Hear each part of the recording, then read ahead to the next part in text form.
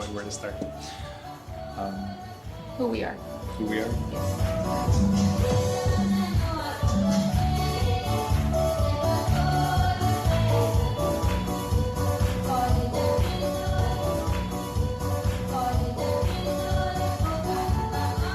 We're the Spicers. I'm Ben. This is Jessica, my wife. We have 3 wonderful kids, Lucas, Chloe, and Thomas. And we are missionaries in the Amazon. Before we got married, we knew we wanted to be missionaries. Ben is a 3rd-generation missionary, and I'm a 2nd-generation missionary. He was born and raised in the Philippines, and I was born and raised in Brazil. And so we knew we wanted to be missionaries. We just didn't know where. We found out about Pioneers, and we felt like we were a very good fit with what their mission was and what they stood for. So in 2014, we joined the Mission Pioneers. And in 2016, we finally got to the field to Brazil. And in 2017, we actually got to the Amazon, where we're now full-time missionaries. I spent the first couple years learning Portuguese. Jessica is fluent in Portuguese. And now more active in our team's goal of planting churches and training leaders to take over those churches and to hopefully start a church planting movement and disciple making movement so that we can eventually phase out and not be the key people. The training I'm using is focused on the foundations. In all the river villages, all of the Christians are what we call first-generation Christians. So they have no background. They don't come from a family of Christians. They haven't heard about Jesus. They haven't heard of the Bible. And so a lot of the training I'm doing is focusing on foundations, just getting them a good grasp of the Bible chronologically, getting a good grasp of who God is and sin, and then teaching them how and equipping and empowering them that they can actually do the studying the Bible themselves. They don't have to rely on us or another pastor. They themselves can do it, and they themselves can share the gospel, share what they're learning, the stories that they're learning. Where we live is the town called Benjamin Constant. It's a small town. Part of it's actually on the Amazon River. The other part's on the Javari River, which forms the border between Brazil and Peru. One of our partners ministry partners has a plane that he's using for ministering to go to our farther villages, and we live actually kind of like the live-in guards at the back of the hangar. And the plane is a float plane, so we're right on the river. To the villages, there's no roads, just the rivers. We use the river as our roads. Primarily, we use the boats to go to the villages. If there's a village that's really far away, the farthest we go is 2 hour in a Cessna 206. To get there on a boat takes us about a week. We live in what some people call the green window. It's not easy, not hard to get in there visa-wise, but it's just hard logistically to get to the places where these villages are. It takes many hours by boat. There's no cars. It takes a lot of effort to get to these people and where they live. We also do provide some social work to the people there. Doctors, dentists, and those types of needs are not met very well. So part of what we do is when we do have groups come down, we take the houseboat, we take it for about 5 to 7 days, and we will take toothbrushes, eyeglasses, fluoride treatments, and we also take Bible stories, we take women's crafts, children's crafts, and we spend some time in these communities. And so that is a big part of our ministry as well, is not only just taking care of the soul part, but we do want to focus on the body as well. And actually a lot of times that becomes the way that we get into new villages. What we do with the churches is once they get started, we help them for 2 years. So we assist with the financial part, and then we also assist with providing a leader. And once the church learns how to give and how to become self-sufficient, so once they get that ball rolling, then we start pulling back our support. But normally within 2 years, we want them to be fully functional as a church, and then within 5 years, we would like them to see the possibility of sending their own leaders downriver. Trying to instill from the beginning the idea of multiplying and trying to not just be receiving, but to be giving as well. Some ways to partner with our ministry that is going on in Brazil right now are: one, you can pray for us. Prayer. This is a very heavy spiritual warfare going on. This is a very high traffic area for drugs, cartels, and river pirates as well. And so prayer for safety and that God will continue to do his will in that area. Prayer for health. Just praying that the Lord will protect us health-wise and also as we travel to and from these villages. The other way to partner with us is by coming. We do love it when our church teams will come, or if you are a new church and would like to see what it is all about down there, we do accept teams. You can also come as a missionary. We need more missionaries. We need a lot more help. It's a big area, and there's very few missionaries there. If you would like to partner with us financially, you can always send us an email at little.spicers@gmail.com, and we can send you the information on how to send us money so we can continue to live down there and continue to pay for gas to go out there with the boat and the plane, and paying for resources to go out there to help with the ministry down there. We do also have a website if you want to read more about the area where we live and kind of more about our background. It's benandjessicaspicer.com. For all you guys have done for us through prayer and financially, we wanted to say a big Thank you!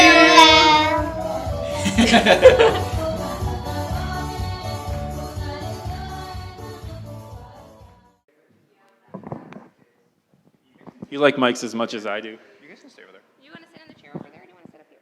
I'm leaving my kids with our prayer cards. It's just a picture with a website and email on the back. So I guess I'll go ahead and start. Just how... You can sit on the floor. Or you can go sit in the chair. You don't have to sit on the floor. That way you're hiding. So I grew up in the Philippines as a missionary kid. My dad was a teacher at the boarding school for missionaries. And as parents know, a lot of kids, or you guys wanted to be what your dad wanted to be. So I was going to be a missionary teacher at that school. And that's what I was just always going to be growing up. I was going to go back to that school and help teach and take care of the kids of the other missionaries. And so that's what I wanted to do growing up. When I got to college, I was going to get my PE degree and go back as a missionary. And then I met Jessica, who also wanted to be a missionary. Yeah, she ruined that plan. She helped me realize that the main reason I wanted to go back as a missionary is because I wanted to go home to what was comfortable. Not necessarily what God was calling, but just, it may sound strange to you guys, but that was what was comfortable and normal for me, so I was going to go back and do that. And she helped me realize that it wasn't good enough for her just for me to go home. So I had to really think about why I wanted to go and what I wanted to do. And I still wanted to go initially as a teacher to teach missionary kids. But as our journey as a couple progressed and trying to figure out where God wanted to call us, it morphed into doing sports ministries, and now just teaching the Bible and equipping people how to learn about God for themselves. So that's how I got called. That was the family line of business. My mom was a missionary kid in the Philippines, so my grandparents, just grew up in the church, so that was normal for me. And I grew up as a missionary kid in Brazil. And some of you know my parents, Wilson and Lori Cannonberg. And so my dad is actually Brazilian. They met down there somehow. I mean, God's plan and provision. And so I grew up just thinking about missions and all of that, not really knowing what I wanted to do. And then I decided I was going to be a missionary one day. And I was not going to get married. I was going to get my nursing degree, and then I was going to go to India and work with the sex slave girls as a nurse. And he ruined that plan. So we kind of ruined each other's plans, so that's okay. But we were not going to go back to Brazil, and we were not going to go to the Philippines. That was just not part of the plan. We were not going to go home because, you think of a missionary as going away from their home to a different country. And so that was nothing, it never really spoke to us. Okay, no Philippines, no Brazil. And we began our search. Long story short, nothing we looked at apart from Brazil really made any sense. And all of a sudden, my dad and mom, they still work down there. They went to a completely different place from where I grew up. So I grew up in Manaus. I don't know if any of you have heard very much about Brazil, but Manaus is the capital of the Amazon state in northern Brazil. And there's about 2.5 point whatever million people in Manaus. So it's huge. I mean, malls, you have stores, you have movie theaters. Like, I mean, it's like living in America and Brazil, except for dirtier, stinkier, a little bit more cloudy because of pollution, a little bit louder because of just the population, and really crowded. And then once I went to college, they moved to this really, really, really small town in the middle of nowhere. Like, literally, it's kind of like in the middle of nowhere. We're across the river from Peru and down the river from Colombia, like as far west as you can go in Brazil before getting into Peru. We're in the middle of a sea of trees. And so I was like, I know nothing about there. And so as they talked to us about it and did their ministry, every once in a while, they'd be like, we could use people like you. Hint, hint. And we're like, yeah, whatever. And one day we were talking to them, and they're like, why don't you guys come? And we're like, yeah, whatever. Like, we're not going to Brazil. We already closed that door. And a couple weeks later, we were driving, and we looked at each other. We were talking nothing about missions. And we're just driving along, Charlotte, sneezing as we go because allergies. And Ben goes, why not Brazil? I'm like, why not? And God just opened the doors. It was like the doors just started flying open as we searched for Brazil. So I'll let Ben kind of share a little bit more about what we do. Well, we did kind of share about what we did. Did anybody not see the video? Okay, instead of rehashing, how about we go on some clarifications? Does anybody need clarification or have any questions that the video raised or? What was the organization? Pioneers? Here, I'll send my kiddos around to pass you guys. And if you want a prayer card, just point to one of the kids and look at me. Lucas, go over that way. Chloe, go this way. Chloe, go that way. Take as many as you want. I've got another 800 back in the car, so. Chloe, keep going, baby girl. Yeah. Oh, a card. That's confusing. Sorry. Keep going down the road, baby girl. Anyone else have a question? I have a question. So you Yep. mentioned going around the different villages. Mm-hmm. How many different villages do you guys currently kind of visit or are a part of?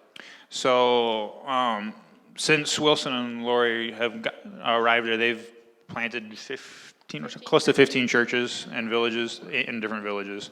So there's 15 that were kind of active that we visit as many times as we can throughout the year. It's usually the farther out ones just a couple times a year. But in our area, within about a 100-mile radius, there's over 300 villages and about 60 different people groups. So the big area. So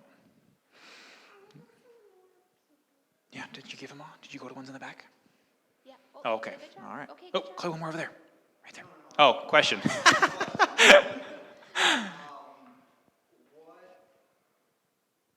you can do both. What either speaks to or breaks your heart the most about where you're at? I guess this kind of maybe answers both. One of the villages the first village we got to participate in the whole church planning process with was a town maybe an hour away, boat ride. It was between two of the bigger towns along the river. And we were coming back from a missions trip, visiting some other villages that were several hours down or upriver.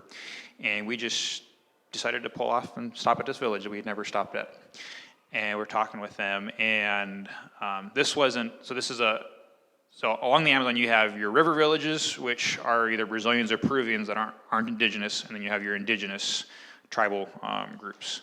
And this is one of the ones that's not tribal, so just a regular, this one is just Brazilians that happen to live along the river. And we were talking with them, asked if they knew about Christ, and they had heard his name but didn't know, and had wanted to know, but no one had ever stopped because they were not indigenous.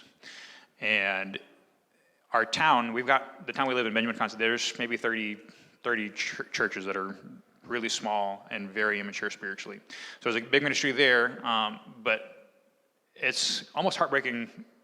There's been missions in our area for, I think, 100, 200 years, and there's so few Christians there that the whole area, I mean, there's so many people that have never heard the name or have heard the name but don't know who he is. And so just the huge area, and even just the fact that there's been a Christian presence there for a couple hundred years, and there's still so much work to do.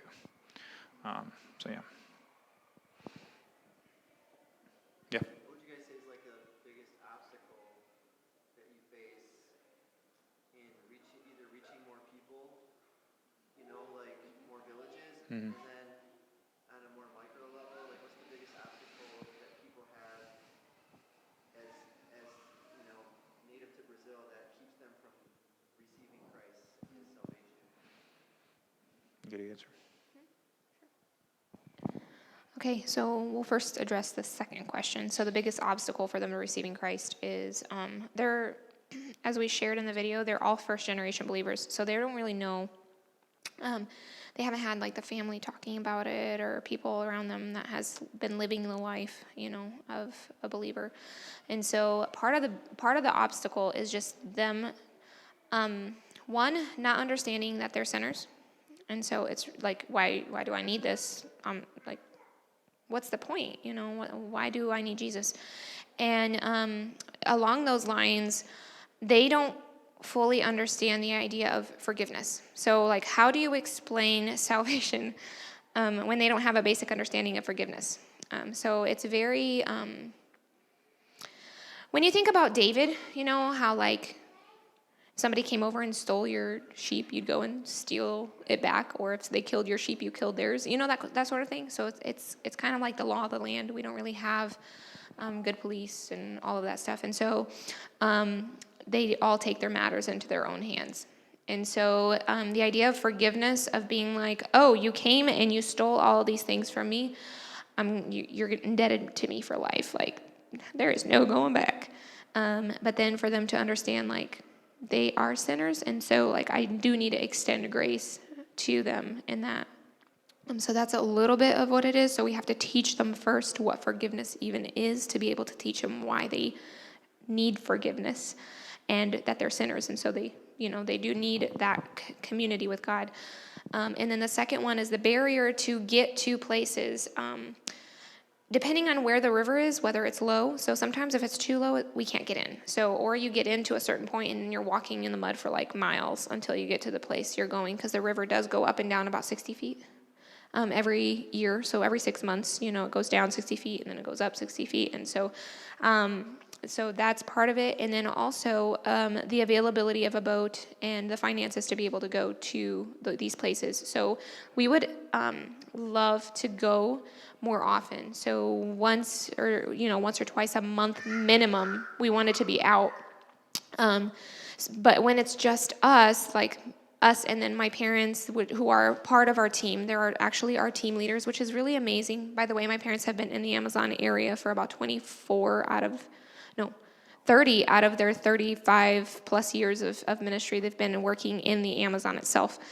And so it's really amazing to be able to be under them and learning all of these great things that they've had to learn the hard way. We're able to just be like, hey, free ride off of you, right?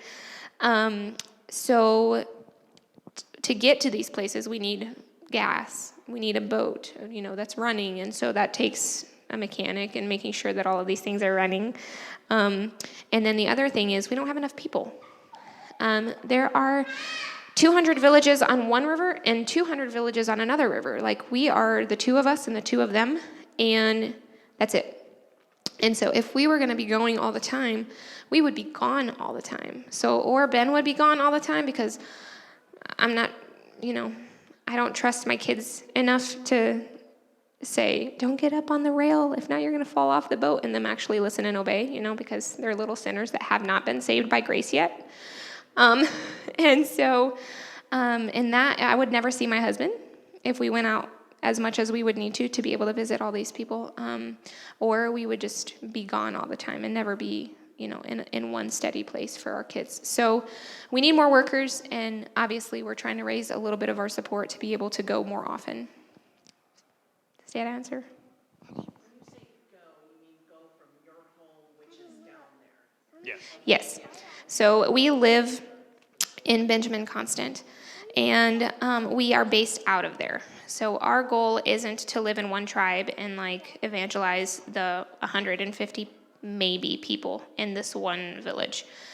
We want to be able to touch more people, and we have seen that if you don't live in the village, they tend to work a little harder to begin with, because they're not there relying on you to do all the work. And we don't want to be their pastors. We don't want to be their leaders. We want them, but they know each other. You know, they know who they are, they know their history, and they can speak to each other a lot better than we can speak to them. And so we go to the villages, and once they become believers, we disciple them and we train them, and then they become the leaders of their own villages, and we kind of pull out and just keep going back and discipling them every so often, or pulling them out and doing an intentional discipleship with them, Bible training, whatever it is that they need to be able to continue growing. Kind of along the lines of Dave's question of one of the things that's hard is making sure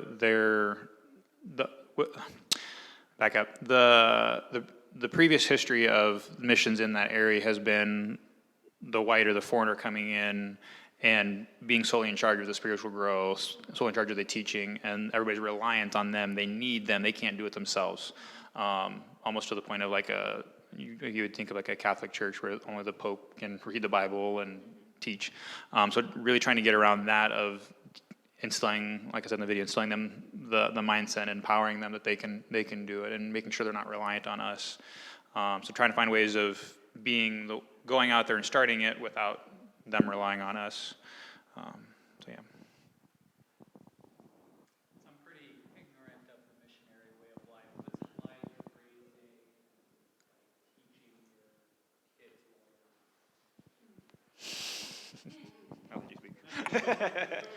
Well, it is nothing like I thought it was going to be. So I was born and raised in Brazil. Manaus, huge. We went to school in Manaus. We went to church in Manaus. We had tons of friends. We went to sleepovers. We went to this and that, and we had lots of activities. We live in a very small area where everybody knows everybody. So they all grew up there. They were all raised there. They all have their friends there. And so even for us to come in, we are outsiders. Like, I don't know when we will ever be insiders. So, they have family gatherings. Sorry, you're not part of the family. They have birthday parties. We want you to come for your gifts. But, they've learned that we don't give any gifts more than what other people give. And so they kind of stopped inviting us too. Because normally white Americans give really good presents, because they have all the money. And so that being said, in some ways, in our area, raising kids is a little bit lonely. We do homeschool the kids because our schools are really so I hear a lot of people complaining about public schools here in the U.S., and I'm like, I wish we had public schools here, there that we could go to, because, it's sometimes hard, and your kids do end up coming home with a few words that you would not choose them to repeat, but, you get to talk to them through that. While our schools are really pathetic in every way that counts. So educational, emotional, physical, whatever. And so I teach them at home. And then we have, our town was founded as the orgy town for the people who were exploring the Amazon River. So the settlers, Portugal, all of those, they founded Benjamin Constant as a orgy town. So basically, prostitution and all of that was what happened there. And so with that history comes, is okay for me to talk to little ears? Is that all right? My little ears hear it all the time, so they don't really care. So there's a lot of incest, a lot of abuse, so we are not able to leave our kids at anybody's houses, and we can't even, so if we go to somebody's house for the kids to play together, we have to be in the same room. So we can't be talking to the parents in the living room and let the kids play in the back. So we have to make sure that we're in the same room as our children all the time, which is something I never wanted to do. I never wanted to be the helicopter parent. And God has been teaching us that, unfortunately, for us to keep our kids safe, emotionally, spiritually, physically. And this particular stance, we have to be. And so that was really not what I wanted. But God doesn't really work on what we want. And so in that aspect, in our area, it's a little bit more iffy than a lot of other missionaries. So there's variance of what missionaries have to deal with as far as their kids. But I do now love homeschooling, which is something I never thought I would love. I do wish they had more opportunities to get together with kids, but even to play outside with the kids, I have to be there because the language that's used is so profoundly strong that you have to be there to be able to kind of cut off the other kids, be like, nope, we don't talk like that around our house, and then they stop, but their parents, they talk, 9 out of 10 words are choice words, if you want to call them that. So, yeah.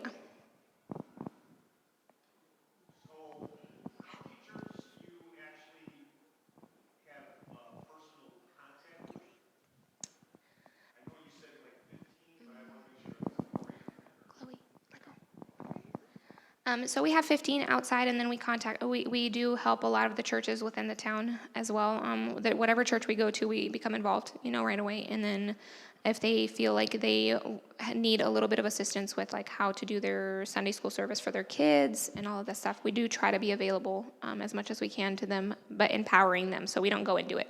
So as a follow-up, I'm assuming that you would love to have a church come alongside one of your churches and help them, or no? Absolutely. Because, a lot of times we can't always send people, but we can actually do something else that would help them. Yeah, so one of the things that we do is we explain in the video, and I can let you tell about this, is training the local leaders. And so a lot of times we will pull the leaders out of so several churches will pull them out, and they pay for part of it, but we pay for part of the training as well. So we want it to be accessible to them. And if it's too expensive, we go to pastor school? Seminary. Sorry. You go to seminary, you pay a pretty penny to learn all the things that they're going to talk about in seminary. We don't have that available there. So we try to lower the cost. And so we do, out of our support, we do help support the pastors or the leaders. We don't call them pastors in the beginning until they get the training they need to be able to continue on. So yeah, we call it seminary, but it's basically like your basics, just kind of getting them the basics. But it is a group teaching that we do, and when we do that, sometimes we'll have churches come down and help with the training and the teaching, or whatever. If it's just our team, it's just our team. Just whoever's there to participate in it. Is there a tribal religion that you're competing with or anything like that? So out in the farther out villages that have less contact, you're gonna have a lot of animism where it's spirit worship. They're very oppressive. The closer villages, even some of the farther out villages, there's a religion called the Israelites. It's Peruvian based. They have their own Peruvian Jesus that died and was reincarnated, resurrected in his living son. That was kind of weird, but very akin to like an Old Testament, works-based, very oppressive religion. And a couple of their big things is they want to take over or be in control of education, agriculture, and something else. And so they get out to those villages a lot of times before we do and get a big presence. They're very business-minded, so they prosper, and so it calls a lot of people there. So that's probably the biggest religion we fight out in the bigger villages is the Israelites, and just trying to get them out of that works base. It's very oppressive, especially for the women, and just trying to battle that. They're most often in a village before we get there. And we know time is short. Sorry. But indigenous is shamanism, which is basically witchcraft. So indigenous people have their own, witch doctors, whatever. And then, on the Peruvian villages is mainly where we deal with this Israelite presence.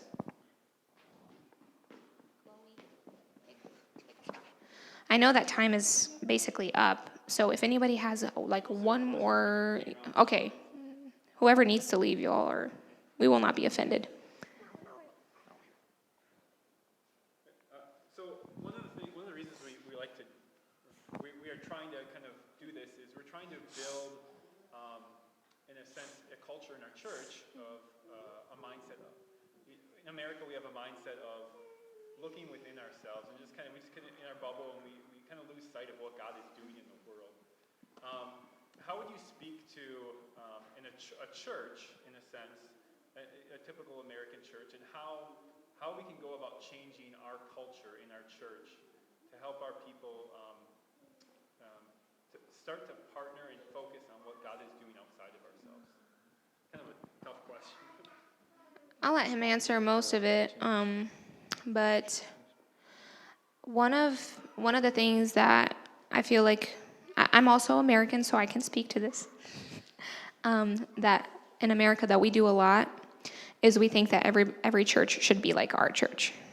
You know, we think we do church the right way, and everybody out there should follow our lead in what we're doing.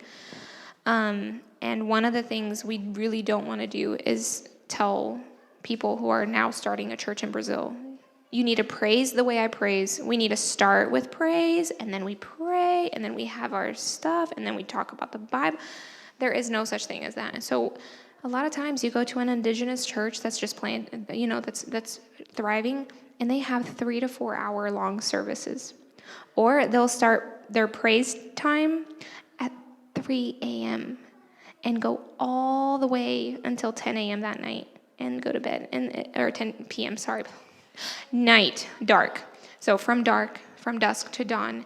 And that is the way that they feel called to do church, to praise the Lord. And so going at it when you're praying, or when you're talking about church with global church, with your local church, taking away the expectation that, like, when you go on a mission team, let's say you go on a mission team to an inner city, their church is going to look different than what our church does, and say that that's beautiful. That's the difference between the body of Christ is we all have our own way of worshiping the Lord where we are. And then the other thing is encouraging small groups to take on missionaries, to pray for them, to make it smaller, make it more personal. So let's say your church picks up 5-6 missionaries overseas, whether it's in prayer or financially, whatever. Divide the small groups, make each small group focus on one missionary so that they're intentionally emailing the missionary, praying for them, that they know them on a personal level. Because a lot of times as missionaries, we come back and we come to the church, we know the pastor really well, we know the missions committee really well, but we know nobody else. And so it can be a little bit lonely coming back to the States, and you go to church, church to church every Sunday, and you go there and it's always a new face. You love to see the pastor and you love to see the missions leader, but you really wish that you had more communion with local believers. Hey, you guys have, do you want to go out to the park, let our kids play today? Instead of like, oh, okay, well, now we get to spend all week kind of making sure that we can call people or whatever, instead of being able to actually do life with the church while we're here. So. Yeah, it's just getting that exposure and forcing them to make it personal. So having the small groups adopt a missionary, or you can even, like, if the church supports them, encourage them as a group to support the missionaries. We have one of our bigger churches. They got 3 or 4 campuses, and initially it was just like the main church. They were our supporting church. And then eventually they farmed all the missionaries out to the different campuses, and each campus adopted several different missionaries. So they made it that more personal level. So even like what you said, taking it onto the small group level, going on missions trip, getting exposure, seeing what life is like other places, whether it's different countries or even throughout the U.S. Pioneers, as a mission, we have tons of missionaries here in the States, ministering to unreached people groups that happen to be here in the States, and seeing indigenous churches here in the States. So yeah, just getting that exposure and awareness, and trying to find ways to make it personal. And a lot of churches will go to, most people have no idea who their church supports. They have no idea anything about them. So just trying to make it personal.